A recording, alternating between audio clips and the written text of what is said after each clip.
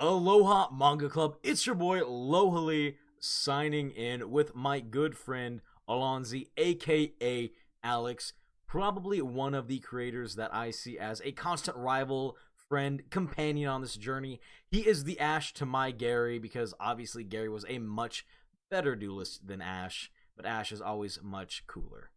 How are you I know, doing I today, agree. Alex? Yeah, I'm good, dude. I'm good, dude. It's been a while since we've done this. In fact, I think the last time that we did this, neither of us we weren't married men. I Not to don't, each other, I must add either. But yeah, I mean, you I know, wouldn't say no to you. You're a very handsome man. And you're no, I six mean, foot 12. You're 6'12" tall to my 5'6", so we complement each other well. I mean, it would just be just a hairier version of what we've already got. But yeah, like yeah, it's been a while, man, and it's been long overdue for sure. And our conversations are always absolutely amazing. But there's been a major change in your life, not just the ring on your finger, but you created a second channel that absolutely exploded. Like, I mean, just is dominating right now.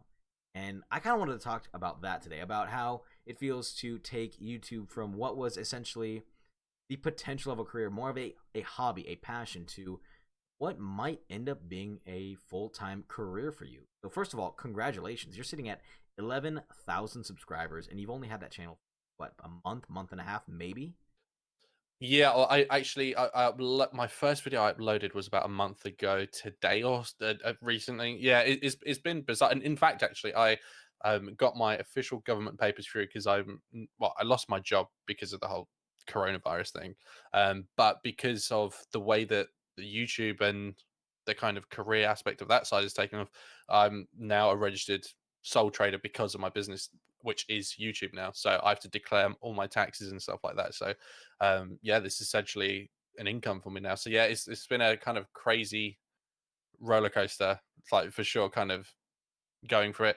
Starting was about it. I my first. That's actually it's funny enough because a year ago today, a year and 1 month ago, I uploaded for the first time on my manga channel, and then we come a year and I'm on another channel and this happens. So you never really know what's going to happen. But yeah, it's been kind of crazy and nonstop since I started uploading like a month ago. Dude, like you I think 3 days ago you had your first video hit 100. 3 days from when this we recorded this, you had your first video hit 100,000 views. You have two videos so close behind it they can actually smell it. And that's something that you and I used to talk about, like off air. We were always talking about, man, I can't wait till I hit my first 100,000 view video. I can't wait till I hit 10,000 subscribers. Like, I remember the time when we were talking about, I can't wait until I hit 1,000. So, Yeah. like, I mean, it is mental because as when you first start making videos on YouTube, you're ever kind of chasing milestones, and some people don't like goals or milestones like that. But I think that they're really, really kind of important for us because when we first started making videos, my first goal is I want to make it to 1,000. When I make it to 1,000, I'm a YouTuber. Like I've made it, and then I remember getting the first video that hit 1,000 views and the buzz that gives you, and then but then it also gives you a warped expectation, but then you're ever growing and changing with that, and then you put yourself in a different arena. You're essentially starting from zero again, because I could have just taken my manga channel and just forced the content on that one because it already had, I think it was like 2,000 something, no, it's like 2,800, I don't know what it is. something like that.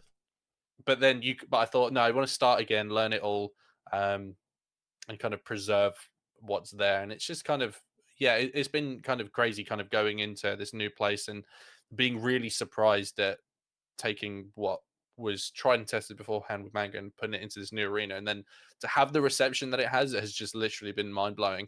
I mean, to be fair, I did get two copyright strikes at the moment, so I was my channel was literally like, and then I had to delete about 300,000. No, it was actually 350,000 views worth of videos. Because if I had one more strike, my channel would get terminated. So I went from, I think, gaining from around 500 subs a day straight back down. So once that kind of growth goes back, I can start uploading videos that were doing that good for me. But it's been mind blowing. I mean, it's one of those really, really cool things that I've gotten to see you. I I wasn't the first person to discover you, actually. That was Shay. pointed me in your direction. And from there, I've gotten to see both your audio quality, your visual quality, even your personality, which is already very, very, very strong. Everything's really developed and matured into what I would call the meteoric rise of Allonsyyy. I mean, right? See, there we go. I got that smile. Yeah. But everything that you've done has been high quality. You hold yourself to a really high standard, and I know that you're putting out daily videos on YouTube. And what steps have you taken in the past couple months, even before you launch this new channel, to get yourself a better mindset and some good quality underneath? Well, I think well, first of all, I had the channel Allonsyyy 2, and I had it. I made it in December, but I just left it as like my top featured channel, my manga channel for ages. I didn't touch it for months, and I was like, I don't know what I'm going to do with this. I don't know if it's just going to be like a vlog thing, and that's originally what it was going to be. It was just going to be like more about me. And I thought, no, I feel like with YouTube, like there's no rules. It's a place where I wasn't expecting to make a career out of it anyway. So I thought, fuck it, let's just do whatever.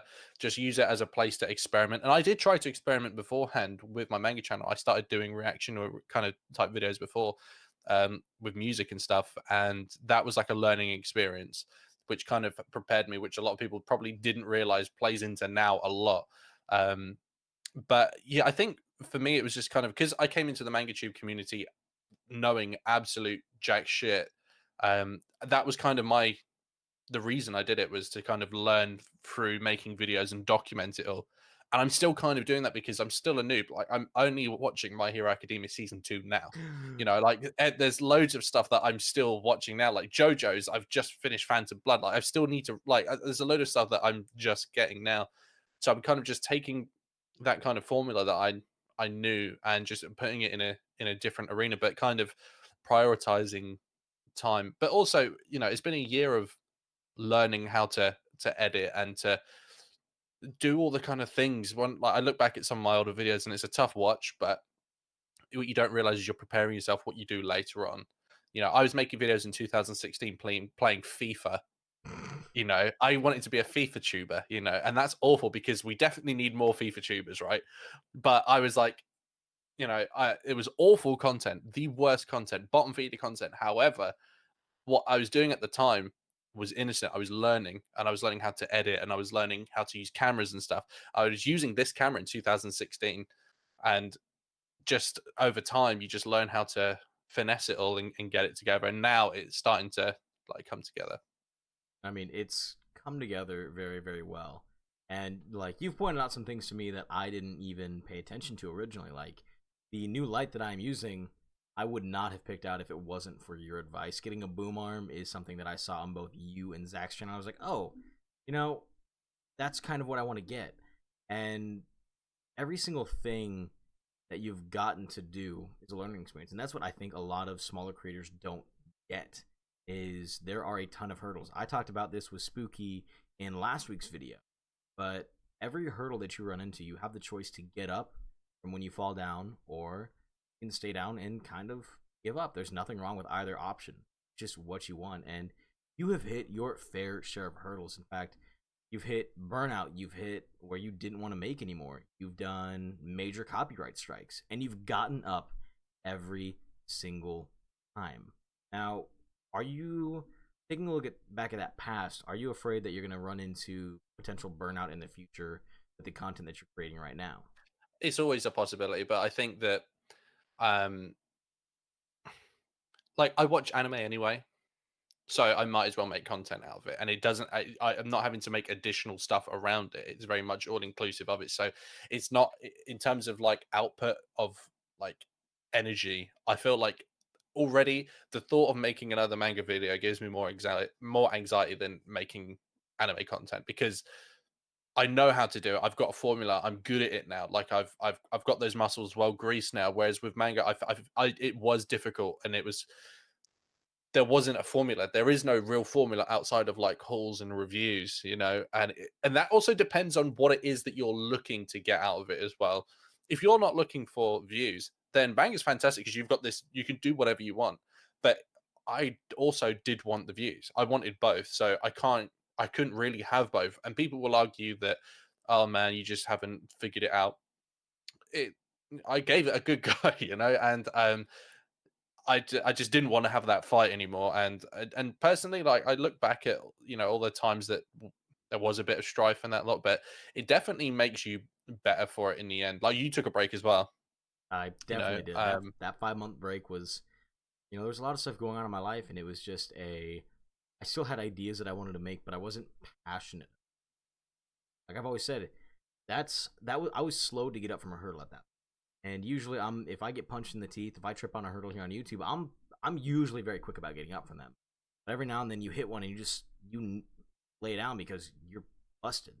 You need to take that break. Well, I mean, in all fairness, like it depends because there are two types of hurdle. I mean, you've got the YouTube hurdles, but then there's the personal. You got married, took a time out, and then you went through a lot. And I'm really sorry to hear about what happened with your dad. And the fact that you bounced back from it so strong is a credit to you. And a lot of people would have just been like, give it up. We know creators that have a lot of a bigger base, that just decided to stop. And that's fair. It just depends what kind of person you are. There are people that come back from major sports injuries better than they did beforehand, and some never recover. And I think that for me, I had burnout with manga really badly, but then this whole coronavirus thing, I lost my job. I was put into a situation where I was like, I've got nothing but time now, and now it's become a thing where like it's actually giving me an income now, whereas beforehand, like, so there's two motivations, and it all depends like how you kind of like deal with it. So it's like you said, it's about how you deal with the hurdles, but yeah, I kind of think like you learn from them each time that they happen. But you can never stop them from happening because there's always going to be external things, whether it's YouTube goes down like it did last night, or Which is something nuts. yeah, or like something in your personal life happens, or whatever, or coronavirus comes. Like you don't know what's going to happen. So, um, yeah, It's like, which is really cool, but it's all. And thank you again for everything all the nice things that you've always said to me, about me, behind my back. It's okay. I you should appreciate hear every. the other stuff that I say. It's not always that great. Well, I mean, hey, Joking. you know what? As long as you say it to my face too, I'm all good with that. Yeah, yeah, that's true. I mean, and that's the thing is as well is you've got the another external thing is the community as well. The community is ever changing and growing. I mean, God knows the community that I walked into a year ago is completely different now from the one that I see now. So it's always changing. People around you change, and people grow. Individually. Like the person that I was a year ago, I don't know that dude anymore. I'm sure you don't know Brian from last year either. So it's like you know it you're always going to change, so you kind of have to always kind of accept that what you're doing now isn't probably going to be the thing you're doing anyway, so to hold on to things always the case isn't always going to be the thing, right? No, and it can't be. If you're not changing, if you're not growing, if you're not learning, then what's the point? This is my own personal philosophy on YouTube creation. If I'm not learning from what I'm doing, I'm not continuously trying to get better, trying to bring higher quality content, why am I making videos for a community? I'm doing them a disservice at that point. Because if they're taking their time to watch 15 minutes of me talking to a camera, being boring, not really being enthusiastic, not knowing what I'm talking about, why am I not doing my best to give them more? Yeah, yeah, no, I definitely get that. I think it's that's a great motivation to have, and I think that people talk about the numbers, but I think the numbers are important motivated because then you realize, if you put a video out and 1,000 people watch it, you would treat it a lot. You might not think about it, but imagine people filling up a theater and sitting down, put in it like a cinema, and just getting ready for Brian's video to come on. Like that would trip you out. So then you would feel like, shit, I've got a responsibility to make sure that that thing that they're all sat down there for is worth watching. Yeah, So videos. Sorry, so no, no, excited. no, that was my point. That was my point. Videos of any size, like you think about this, a normal classroom is what, 25, 30 people. You get 25 to 30 views, you've just filled a classroom, people who are interested in your content. You are Yeah. And then you're when you consider the watch time is the one that'll freak you out because you know, I think on my like my channel, and this isn't a flex, this is just an example. So I've got about 2.5 million watch minutes already in the last hour. In the last, I wish it was the last hour, Jesus, in the last month or so. And if you put that out, that's like nearly 3 years worth of time. So you'd have to sit down in front of a computer for 3 years to make up that time nonstop without stopping. So when you're thinking people are investing that much time across all different people around all different types of places in the world, um, you do want to kind of make. I mean, no one's sitting there. We're not exactly Logan Paul and David Dobrik making the best quality content out there, but at least you want to make something that is enjoyable. That they're gonna at least look at that time that they spent it and go, "I'm glad that I spent it that doing that rather than anything else." And that's great. But there's one thing that you're doing that I think is really interesting that you mentioned a little bit earlier in the conversation. You're watching anime for the first time and you're getting to share that with your community. I mean, how special is that? It's pretty fucking cool, man. Like, because like people. Right, first of all, we'll get the elephant out of the room. But a lot of people like to shit on reaction channels, and it's like the difference between a reaction channel and like someone that's live streaming a game. It's the same fucking thing. We're experiencing whatever it is together. If you're playing Uncharted and watching someone play Uncharted, we don't have a stigma against that person. It's the same thing with reaction channels, and if anything, a lot of people get to relive that nostalgia. If I start watching things that I'm watching at the moment are like JoJo's, My Hero Academia, and Full Metal Alchemist. A lot of people will say Full Metal Alchemist is, if anything, I think it is the top rated anime, and a lot of people, are sad that that's over, and they get to relive it through someone that's never seen it before. And I did the same thing with manga. Like when I first read Monster, my mind blew, up and all stuff. A lot of people were attracted to that, and so I get to have that experience in front of the camera. But I'm also learning and meeting in a new community. So that's the awesome thing about it, because you're having these experiences and you're like, whoa, and you'll talk in there and break it down. And then someone will in the comments will go, actually, did you know this? Blah, blah, blah. And you're learning, and it just expands your wealth of knowledge. And it's really, really incredible to kind of have that. And yeah, it's a real buzz to be able to like in consume something that you love and then have it even like amplified because you've got this community that are also boosting that up. Dude, I'm jealous because you look like you're enjoying yourself when you're watching them. And a lot of these things, like you said, I get this nostalgia factor of, oh boy, they're getting to watch this for the first time, and I get to see your actual reaction, how you genuinely feel about every single moment, and that's something that you don't get to repeat a lot in your life. You're never going to get to see something for the first time, but what you can do is relive that experience through someone else, and I think that's why reaction channels are so important. But there's one other thing that reaction channels do that I think is kind of undercredited. You give your genuine first gut reactions and your thoughts as to how it affects the story. Like, a good reaction channel doesn't just watch it and react. They give commentary and they give their thoughts. So this is something that I've started changing with my content. So when I first started making reaction videos, um, I was commentating as I was going along, but like in the last, I mean, people won't see it on my YouTube channel for about 2 or 3 weeks now because I record ahead of time. But now what I do is as I'm doing it, I will stop the video, break it down, review what I'm seeing, analyze what's going on, and then continue. So it's not just press start, we'll watch it, press it, and then we go, whoa, what did you think of that, guys? It's not like that. You got to analyze it and break it down. And I think that it's really cool because, like, I know you're not a fan of Death Note, but you've seen the anime, right? The moment with Ray Pember on the bus, and the Shinigami comes out on the bus, and the guy who comes on the bus sees it and freaks out. Like those moments were awesome. So having to relive that through someone else and seeing the way that they interpret it, it's awesome seeing people interpret things in ways that also you didn't think about. I didn't really watch anime reactions or anything like that, but there was a time when I would like Vinland Saga, for example. So I'm well ahead on than where the anime is because I read the manga, but there are certain moments I was like, I want to go back and see the anime, like how the anime did that. But then you can see it through a reactor's perspective and see how they saw it when that happened. And then they'll say something and you go, I never even thought about it like that. So it is interesting. It's not just someone sat there like a Susie Lou, just sat there just watching it and going, oh, and then charging 10,000 dollars It's on Patreon or whatever. But at the same time, if you can add something to it and you can do it within fair use and you can add something to it, then I think it's a fantastic thing, you know, because it's like watching a movie with your mates, you know.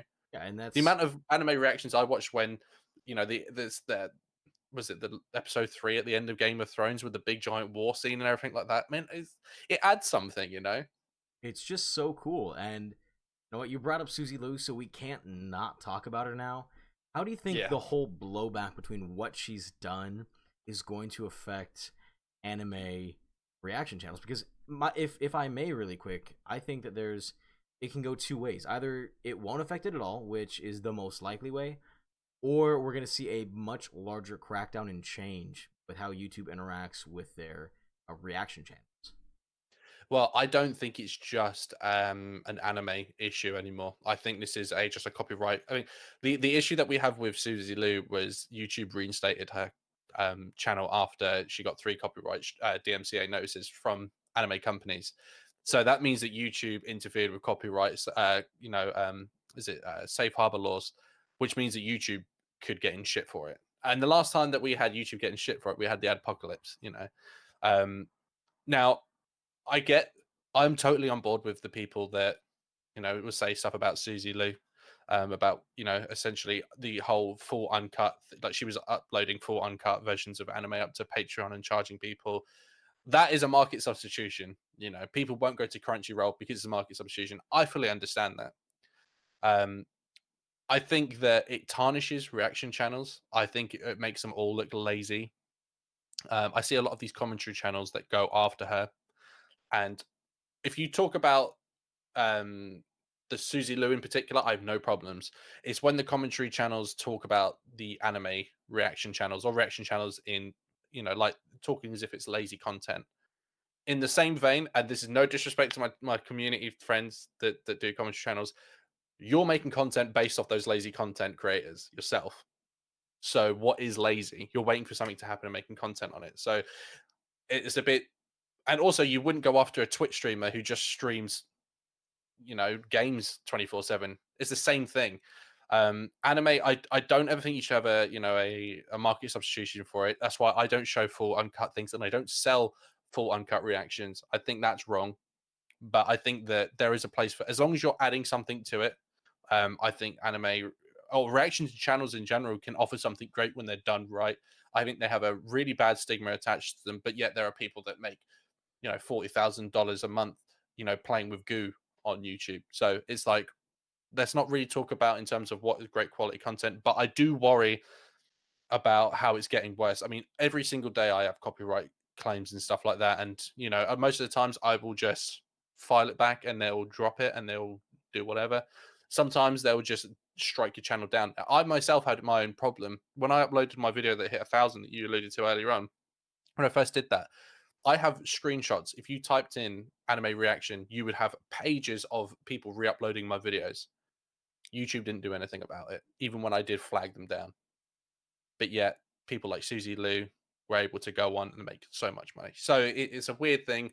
I hope it doesn't cause the next big adpocalypse or copyright thing where, you know, the whole copper thing, we were all shitting ourselves that, you know, you wouldn't be able to put out anything anymore, or you'd have to have the license for everything. Hopefully that doesn't happen and this gets sorted behind closed doors, whatever. But it's a shit situation for people because it tarnishes a lot of people that were doing fine anyway. Yeah, and I mean, it's really interesting because, and it doesn't affect me at this moment in time, but I've gotten to talk with some people behind the scenes who say that the ad revenue that they're used to getting is actually worse than what the adpocalypse was for reaction channels and anime, specifically anime channels, and then also some reaction channels. Like, they've taken a major hit to their revenue, all because one person decided to besmirch the name, and then everyone else is blowing it out of proportion instead of letting things happen as they should. People are grabbing on and making it seem even worse and worse and worse, and calling in genuine, legitimate channels saying, "Hey, what about this person? They're doing the same thing," and trying to make it so that ads aren't as viable. Yeah, I mean, with Susie's situation, it was very difficult. She was making $10,000 a month off of Patreon. And now what she's done is because Patreon have now shut down her thing, she's made her own website where it's fully uploaded there. And that's behind a a website domain provider that's outside in the Netherlands, so they don't have to abide by DMCA takedown notices. So I mean that's dodgy as fuck anyway. But at the same time, eventually something was going to happen where it was anime. I know people that have had literally a 2 second sample of something that was used in a track of just music, and the whole video has been taken down or it's been demonetized or whatever. A 2 second thing can get it. Imagine you had a video that had 1 million views and it made you $2,000, and 2 seconds they get to claim the whole video. That stuff happens, and eventually it might come to a point where you can't have anything in your video. That would obviously, I don't think that would ever happen. You couldn't use anything that wasn't legitimately yours, but it could definitely be constricted, and that's something that I would hate to happen. Yeah, and I mean, thankfully for me, where I am right now in my creative process, I do a lot of talking head, so I don't have to worry about it quite as much. But I know for you, having the potential for videos in that bottom square, um, you're trying to provide a service and you're trying to be genuine about it. You're trying to be real about it. I can't imagine the worry that you have every day that now that you're trying to make this career, what happens if something goes wrong? Do you have to start from the bottom again? You have a plan of action in place in case something happens. Well, well, luckily with me, well, I've got my main channel. Well, I say my main channel, my old channel. Um, at the moment, I have two copyright strikes for literally about in total combined about 5 seconds worth of audio, which is crazy. If I get one more, my channel shut down. There's 11,000 over 11,000 people gone um, without dispute. Luckily, I have my social medias, I have my backup channel, and I have my Patreon, and that's fine. But I mean, yeah, it's not nice living with that kind of whatever. And people will say, "Well, dude, you choose to go into a place where you have to use that kind of material. That's on you." Well, I would find it very difficult for any person to make a video without using someone else's material, and just because you might use a panel of something that is harder for the YouTube's bots to pick up than audio doesn't mean it's any better or worse. Like just because someone uses an anime clip, people that react to TikToks or whatever, that's someone else's material. Or people that use even whatever kind of stock footage it is, it's someone else's stuff. So unless everyone starts just using copyright free stuff, no one can talk. Um, and I just don't want it to get to that point. It sucks. If it all gets taken away, it gets taken away. I'm kind of crazy that I'm even in a position now after a month. So it's like if it got taken away, I wasn't expecting it anyway. If that makes sense, but it would fucking suck though. It, But it would it would fucking suck, but you're like, oh, I guess this is where we're. dude, honestly, it would feel like honestly. I remember when I first started doing, and the subs were coming in and whatnot, and I was like, and then I saw all this stuff. I was like, of course, it's too fucking good to be true. Everyone else got a good couple of years out of it. I join in and get stopped straight away. I'm like the last dude at the party that turns up at the same time the police do. You know, I get I get the I get the one. I get the singular chance to do this, and I did it. Damn, this is fucking damn, terrible. yeah, pretty But let's much. let's go on a lighter note. Are you ever gonna react to the anime version of Monster? I've already seen it, so Damn. I get that there are people out there that say you can still do it as like an analytical thing. I just what first of all, because I'm still so new to everything, I still won't reread manga because there's so much new stuff out there that you know, I still haven't read Blade of the Immortal. I haven't read Solanin. I haven't even read 20th Century Boys. So it'd be like it's the same with anime. There's still so much I haven't seen Black Clover. I haven't seen you name it. I haven't seen it. So it's like I wouldn't want to waste my time doing that. Um, but I do like the anime though. But yeah, I wouldn't watch it because it's 75 episodes or something like that, isn't it? Um and the manga's better anyway. Manga. Manga is just one of the best, if not. It's so good. It's still my favorite medium for sure. It's just there's something special about it. Don't get me wrong, there are some anime adaptations that are fucking awesome that do really, really good jobs because they can add stuff to they can add atmosphere in terms of like music and stuff like that. But there's something about it. Like I literally just finished yesterday reading volume 14 of The Promised Neverland. I was like, this is so fucking good. You're like, how? it just I feels like you want to wake up, you want to go up to people in the street and just start shaking them like, how do you not know what this is? You know? That is, and I like that integrity, the fact that you're not going to go back and see something that you've already done at this point in time, because there's just so much new out there.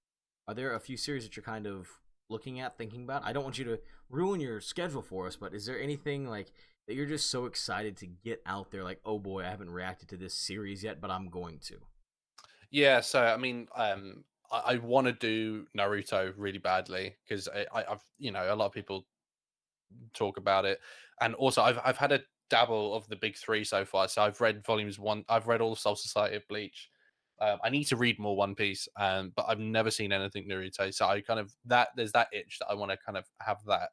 Um, but there are a couple of things like Black Clover does interest me. It got a bit of a mixed reception. A lot of people are hit and miss about it. There is a lot of stuff that does pique my interest, but I would say at the moment, yeah,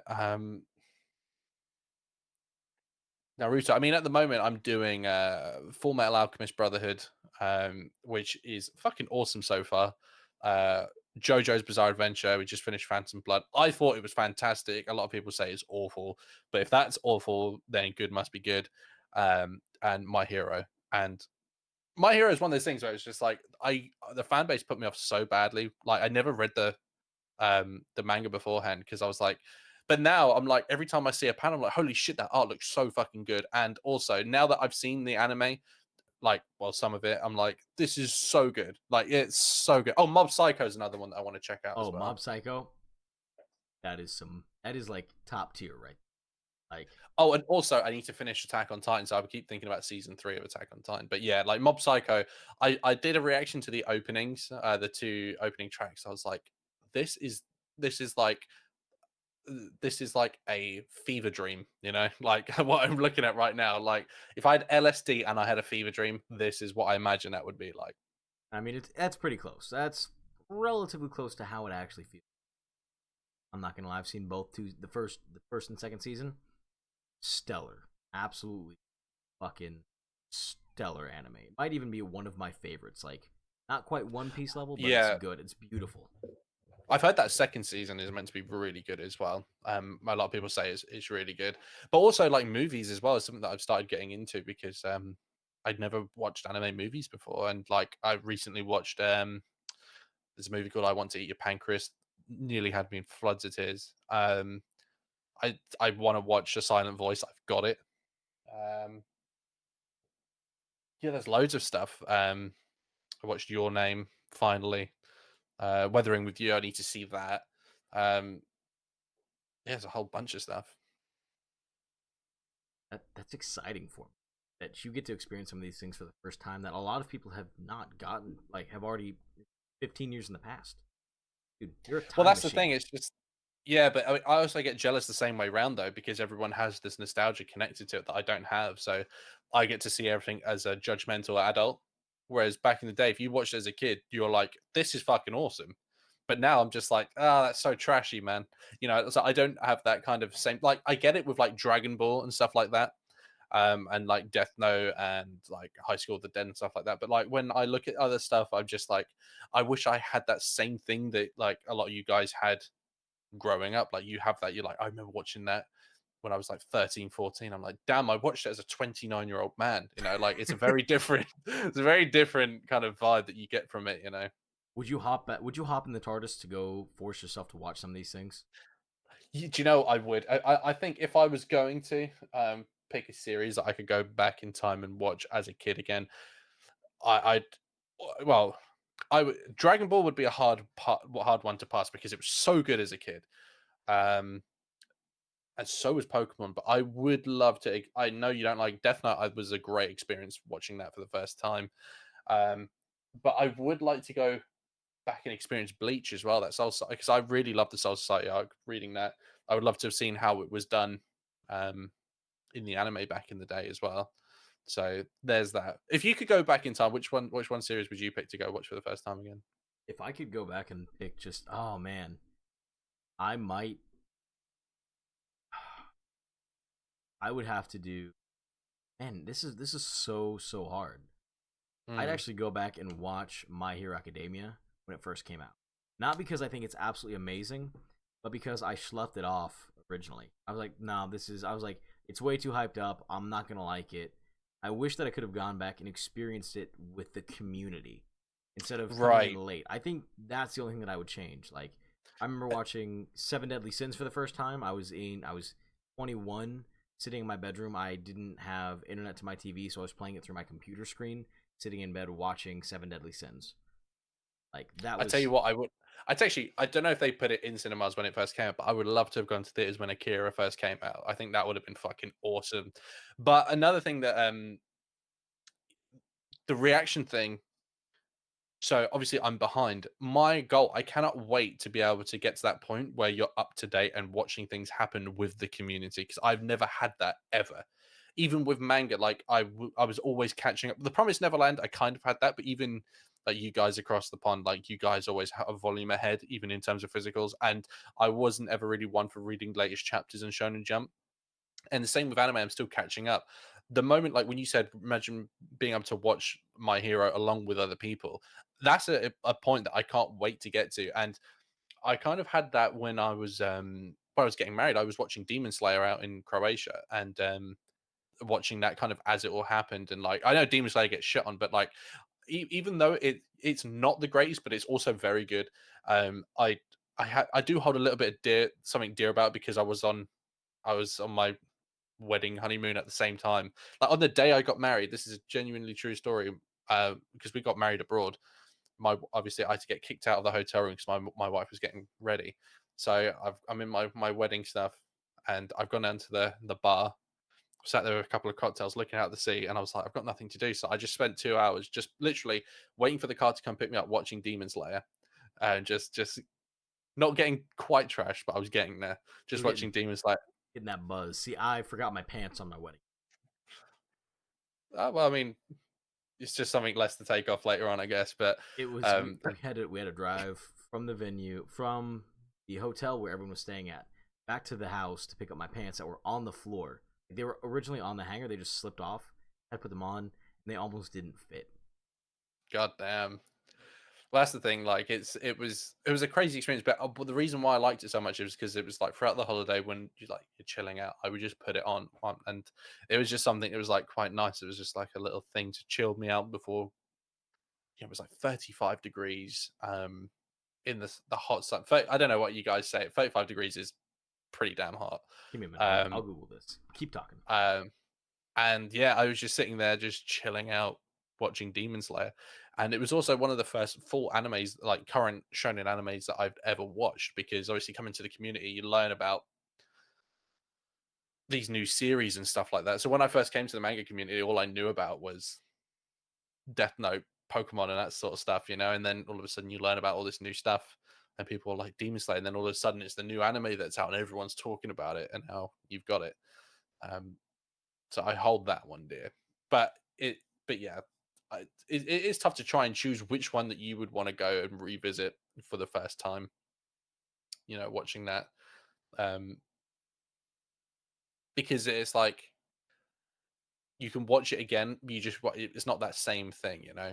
Yeah, I mean, but I do know which series I would go back and reread, like read for the first time. I know exactly what I would I'll go do. on. I would 100% re-experience the mystery of Monster. Oh, absolutely. Yeah, absolutely. I mean, I when I picked that up, that was the first series that I read, and I bought a shitload of other stuff because when you first start collecting, you had to buy everything. I had a shelf full of stuff, but I didn't read a single thing until I went from start to finish because it was that good. And I remember I thought I finished it. I had volume 8, and I was like, what that's not it. And then I went on Amazon. I was like, oh shit, there's one more. And I had Amazon Prime, and I had to wait a day for it. And I felt like such a little like entitled little shit. I was like, I can't wait a whole day. And I was sort of like, do I read scans even? I've just bought it, and I didn't do it. And it was the best decision I made because the payoff was so good. That last scene in the town, with the gun Oh, in the rain, like so good. And then the bit at the end with the bed and the I like every the just that the ending. ending. Yeah, so many people like it is a very controversial ending. A lot of people hate it. I like it. I like the fact that they didn't treat you like children. They gave you an open end. They made you decide what is the true evil. Was it Johan? Was it the mother? Was it the people that made the mother make all that sort of stuff? And you're like, I thought it was fantastic in the arcs, like Detective Lungay, his arc was fantastic. Shivering. I'm shivering right. Like I just got the shivers thinking about that. Like that ending was. It's. I think the more controversial. Like if the manga is so good, just like Monster was, the ending is the deciding factor as to whether or not it'll be legendary. And I think that ending is what took it from great to legend. Because you can't. It's so open ended. Like there's no definitive like what's the actual answer. Yeah, and I think it's just your interpretation, and also the fact that you're never going to get an answer, and so I think you have to just make your peace with it, And I think for me as well, there's not many manga series that I've read start to finish so far because a lot of them are open or still ongoing. So for that one to kind of, I was like, that was the first series I got, and I was like, "Well, manga really treat you like this?" Okay, I was like, "This is different," because normally it's like the end, like dude dies, the people go off happily married or whatever, and it didn't treat you like that, and I thought that's pretty cool. Um, Now whether shonen is like that, different situation, but I felt that the fact that Monster really kind of took it differently, and I came off the back of reading Junji Ito, which is short stories, so you don't get an arc. Other series that I've read start to finish, like Goodnight Pun Pun, again treats you like an adult. There isn't it's slice of life. You don't really get a finish. So Monster is damn. That was a damn good series. I'm reading Pluto at the moment. Really love it, but there's something about Monster that is special to me. And that's another reason why I always tell people to start with Pluto. One, I think Pluto introduces you to Urasawa's storytelling style. Like, okay, I kind of know what to expect with this next series, but even then, Pluto and Monster are so different in the way that they tell the story. It's similar but completely different at the same And time. the pacing is completely like Pluto feels like if Urasawa did Shonen, I feel like in a weird way because the pacing is so much quicker. I mean, it's down to 8 volumes. There's so much. There's a lot of similarities to it, a lot of Easter eggs as well, which I really really like. But I think that yeah, Monster is so good. The anime can be tough to watch at times because they do prolong some scenes. It's just like they feel like a bit filler. Like the car journey scene, with the ex-cop and stuff like that. But I feel like Monster just it was so good. Like for me, the moment where you see Johan cross-dressed, that moment where you realize that oh shit, it wasn't Anna, it was Johan, and that I was like, oh my god, like this is fucking nuts. I just yeah, that series for me, like I will be that guy that always loves that series. A close second, Villain Saga. I love that shit too. Vinland Saga But is they're great because of their own respective storytelling style. Like Monster knew what it wanted, knew this he wanted the story to end, and he got there. Vinland Saga is literally a saga. It's a journey. It's a tale of growth of one character over a lifetime instead of the growth of a character through a specific event. well, another thing is as well is um a lot of shonen can feel similar to each other. Whereas I find the series that like I really gravitate towards the things that feel very odd and unique. That's why I really like Asano. Something about his work is just like I know I can't get this anywhere else. Same with Junji Ito, same with Urasawa, and Vinland Saga has that as well. And I feel like Vinland Saga is a great way for anyone new to the manga community. It's just like, do you like Game of Thrones? Vinland Saga's for you because it has everything, it has deep storytelling, but and it has a lot of historical, links and a great wealth of information and education. But if you're not interested in that, you can just sit there and just watch dudes get absolutely smoked in there. So it's a brilliant and it's so violent, like good God. Um, but again, it's something like yeah, I find the series that have that unique thing about them just yeah, they're attracting. That's the beauty of this art style is it's ever changing, it's ever growing. There's so many different genres within this niche that even if you do manga, if you do anime, you're always going to find something that you will enjoy. Guaranteed. I don't care who you are, I don't care how old you are, what your background is. There will always be something that you're going to watch and it will make you feel an emotion on the inside. Yeah, you'll find so you might come in, the copy and paste. person that comes in and they find out about My Hero Academia, Doctor Stone, and Demon Slayer. Fine, that might be a meme. Eventually, that person will discover something, and then eventually they'll find their taste. Their taste might be trash shonen. Yours is kind of that a little bit, right? 100%. But at the same time, you'll find your thing. Like I love dark, twisted, psychological thriller stuff. But then some people just like slice of life. Some people like comedy, some people like etchy stuff. But you have to have your gateways to get you into that.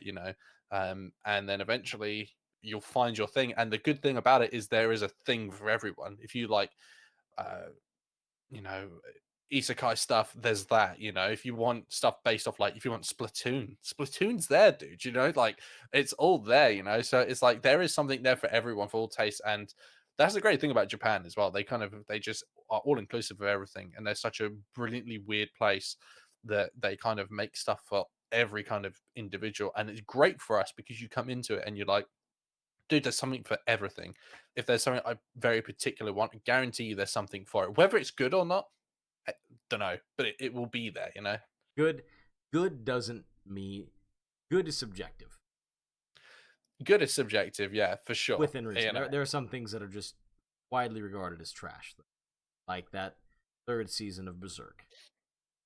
Yeah. Do you know what? I've got the 3 books so far, the deluxe editions. I've only read the first one, but I've been curious about the anime because I've heard it's so bad. Not the original, but I think it would be really fun to see you react to the anime, like the newer anime.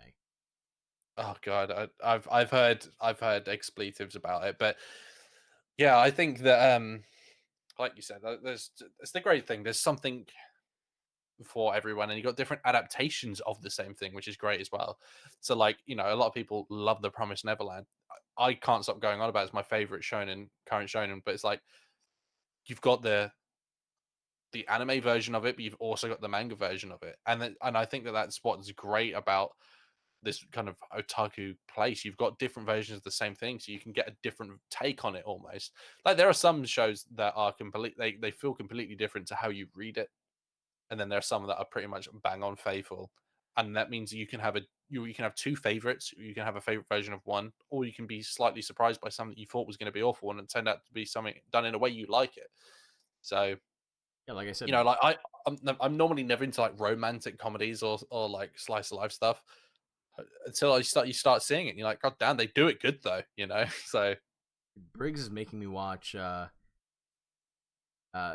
Kenichi, the Mightiest Disciple, and I'm not gonna lie, he told me to watch the dub. I thought he was crazy at first, and then I was like, okay, this is actually a pretty decent dub. There's some things that just completely surprise you. Like, I did drop History's Strongest Disciple, and now I'm watching the anime on recommendation. I think the anime does a better job with there are some things everything. that definitely suit it, and that's another. You bring up dub as well. Like, there are certain things that, like, you essentially have 2 different versions of the same anime as well. Like, there are very, like, 2 very different types of, like, there are some series that you have to be watching sub, and some that are just like Full Metal Alchemist has to be a dub, right? Yeah. Because the Brotherhood is so good. But then you've got a different take on it. Is you there are different the characters are almost completely different when you put a different person's voice on it. I watched the sub for My Hero Academia, but like, a lot of people talk about how the dub for All Might is fantastic. So um it I'm gonna be honest, if they ripped the voice from All Might and just had All Might be completely American when he talks, and then everyone else is just a sub, like the OG, I would love the crap out of that. Like, yeah. he just, like, they understand each other perfectly. It's just Sabat's voice yelling out for the world to hear how powerful he actually is. I'm like, I would love that. Just Yeah, I mean, don't get me wrong. I love I love the Japanese version of All Might, but I have, because obviously you see the comments. Like, you're never gonna be happy. No one's gonna be happy. There's no right or wrong answer for anything. Um, a lot of people will do say sub is their favorite, and I agree for the most part, because sometimes I think, like, the reason why I will never watch One Piece is because I like Luffy and I don't want to be annoyed by his voice if I hear it and it sucks, because then I can never unhear it. yeah, So it's like, that's why I think, because even if you have sub, you kind of still blocking out that sound. You can still imagine it differently. And that's a great thing about manga as well, because manga, you get to make their voices. And the worst thing that can happen is you hear them on anime and you're like, oh my God, I fucking hate this person, but I used to like them beforehand, you know? And that's why sometimes sub is the way to go. But some dubs can be awesome. Like Death Note's dub. I've said Death Note 3 times today, but it's such a good dub. Don't worry, I'm only having like minor conniption fits right now. So if you mentioned it a fourth time, we might have a problem, but I think we're Yeah, okay. that's fine. But yeah, I think there's that's you know, I don't actually know what my first ever sub was. I think it might have been another. Can you remember what the first time you watched a sub was? Oh, It's a weird thing. You've just always done it, right? it's like it's Uh, either I made the. I know I watched Dragon Ball Z in English. I know I watched Pokemon in English. I know I watched Yu-Gi-Oh in English as because they were well. the defaults, right? Yeah, They were just default. But when you watched a sub, whenever you watch a sub nowadays, you make that decision. Am I watching the dub or the sub? it But it's hard to remember the first time you made that decision, or it was even a thing that you realized. You know? it might have been Seven Deadly Sins. It Okay. it might have been Seven Deadly Sins because I know it wasn't full. I watched the dub of Full Metal Alchemist, because I can't even anyone else's voices sound weird. It might have been Seven Deadly Sins. So I'm having to go through the anime that because I only had Netflix when I watched anime for the first time. That's where I watched my very first Oh, okay. set. So it was either that or Psychopaths. I need to watch Psycho Pass actually. The first anime that I ever had outside of, you know, the kid stuff, I torrented. I was that guy because I didn't know where to get it because I didn't have Netflix at the time. So I would torrent it and then just watch it all. So my first time with Death Note and another and High School of the Dead was all those were oh, and Elfen Lied as well. That was another one. Those four were the first anime that I watched as like an adult. But Well, then that means all one of torrented. one of those fours probably would have been the first one that you watched subbed, especially if you torrented Yeah, it. it was definitely wasn't the one that would give you a seizure. So it was probably another. Um, yeah, I think it was actually. And then after that, I watched Steins Gate, but again, I watched the dub for that. So yeah, it might have been another or um, Elfen Light. I think it was Elfen Light or another. I can't remember whichever one came out first. I think it was Elfen Light then. Because I remember, like there are ones that I remember specifically watching in dub, but I never specifically remember watching anything in sub. It's really Yeah, weird. it is a weird thing because it's an active decision you have to make when you watch something in sub. Yeah, Um, because nowadays, anything that we get over here in the West, you have the option for both. So mm, it's most well, a of the lot of the time. time, One Piece not most of the anymore. time. It's I not fully anymore. But One Piece is coming to Netflix though, isn't it? I think it's a live action. No, they're bringing the first 2 seasons apparently to Netflix. Well, I saw that like a trailer for it. They're bringing that, and I want to say Cowboy Bebop. I think Well, Cowboy Bebop is already on either on Netflix or we Hulu. have different Netflix, don't we? Oh yeah. So I think the reason why they're getting One Piece on Netflix is they're going to be doing a live action adaptation of the first arc. Right. Here's a question for you. How do you feel about the live action One Punch Man? I think that's going to work better than the live action One Piece. I think with Marvel and all that jazz, it'd be a lot more widely accepted. It'll be like another Deadpool, maybe. I think it'll be more widely accepted, and I also think that they're not stretching their main characters to fantastical proportions. They're not changing the human body in One Punch Man is the human body. A monster body stays a monster body. Whereas if you go to, we'll just use One Piece because it's the easiest one. You're changing the very nature of the human body, and that will never look good with fully realized characters. You could do a realistic CGI, but the design of the characters is part of the reason why it's believable that they can do certain things. Like it's believable that Yeah. Luffy can turn into rubber because he already looks like he can. Whereas, you and I, we don't look like we can stretch out like Mr. Fantastic. That's true. It'll be interesting to see how they do stuff like in Arlong Park when he's trapped underneath the water and his arm, and they've got his neck all the way up and stuff like that to try and keep him to breathe and stuff. It'll be interesting to see how they like what they're adapting, whether it's an arc or whether it's a standalone thing. I didn't even know they were adapting that. They've done a stage play for him. There's been a One Piece stage play over in Japan. Um, but what is really interesting to me is that each of these Straw Hat crew members is a different race. Like, it's a different nationality. Right. Luffy is Brazilian, so are they going to go with, you know, are they going to whitewash it, give it all white people? If they go with English speaking cast, are they going to go with, if they go with Japanese, it'll be all Japanese people, or are they going to go, if they make it English, are they going to make it so that they choose people from different walks of life to accurately represent the characters? Especially with the biggest, let's be honest here, the biggest manga and anime series out. Probably. It's the biggest franchise for sure. But they've got to do it right because there have been some pretty trash live actions. I've seen the Dragon Ball one. I've seen the Death Note one. Like that, still that was horrific. I couldn't sit through that. Full Metal I didn't Alchemist make it. was bad. The Full Metal Alchemist live action. Oh, I've not seen that. It was on Netflix, but I think they took it down and they wiped it. It's basically they Ba Sing Said it where you're not supposed to remember. It was that bad. I've seen on Netflix. I think there's a Bleach one. I've That heard the Bleach I'm one's not tempted. bad. Yeah, I've been tempted to watch it because it's controversial, but Bleach is my favorite of the old school stuff for sure. Yeah, man. Wait till There's wait. just something about I that. think for me, if I had to rank it on artwork alone, artwork and first arc, I think Bleach did a phenomenal job. I think the artwork sure on Bleach's was some of the best. It was so modern looking at that time. Like it was. But also, it was quite minimalist as well, like with the lack of backgrounds and That's because which he he got wanted. slack for as well. Like a lot of people didn't like that. He got slack, especially in the later years because even if he did like a lack of background in the arc or so, there was a reason behind it. But as he got later and later in the series, the way that he would draw fights, the way that he would draw certain things, is he just removed the background and just draw the character. Which I can understand why he would get slack for that because he still drew a background for a lot of the Scott. Mm. He was tired. The story for him had been over for years. They just continuously made him go and go and go. It's But yeah, I frustrating. can think with the art in One Piece is pretty fucking cool though.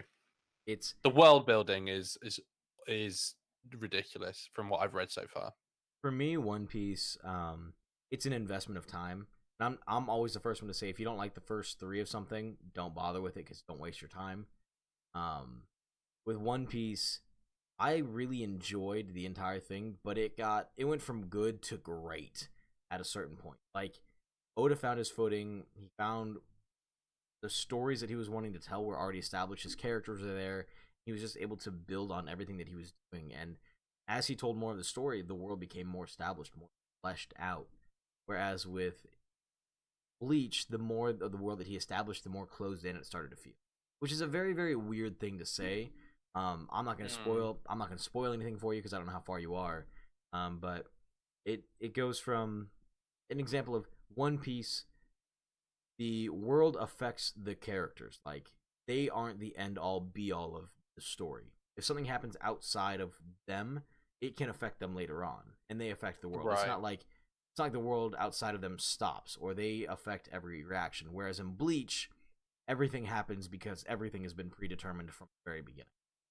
Right, Everything, gotcha. and I'm like, Yeah. come on, that's not. And that's my biggest gripe with Bleach. I think Kubo. I think the Soul Society arc was brilliant. It was beautiful. I think his artwork is amazing. Definitely the best out of the OG Big Three. But it's the way that he kept his story kind of entrenched in everything has to tie back to this central point instead of what's going on here. And I think that's and we've discussed this not necessarily you and I, but it's been discussed before. Like Naruto has a set endpoint. Okay, the set endpoint is when he becomes Naruto's done. Bleach, there was never really a set endpoint, but there was also never really a question asked. Yeah, I can get that. I can get that, and I can see why it does feel like. Well, the question in the like Soul Society arc was only asked once they had to go and retrieve something from the Soul Society. Exactly. But you can ask, okay, what was it? There wasn't like this end demon, you No. know. It was just there are hollows, like they need to be sorted, right? Yeah. Like, And but then there's no end goal. Like, with One Piece, the question was there's only been one central goal, one central question, and it's never been defined how that happened. So the story can be told in whatever way it wants. It's Luffy wants to be the Pirate King. That's just a story. And for me, once he feels as if he's become the Pirate King, the story can be over. I'll still enjoy the world. I'll still love everything about it, but that's when the story can safely end. Is once that question is answered. There's thousands of them, but it doesn't have a hard endpoint like Naruto does. yeah, I think because you've got with like Bleach, I've finished up to volume 21. You're like, okay, Soul Society arc has finished. He's gone back to his bedroom. He's gone into bed. It's almost like you could say the end, and that is it, because technically there's no other. It's like you said, there is no question now. Like we're just waiting for something to happen, I guess.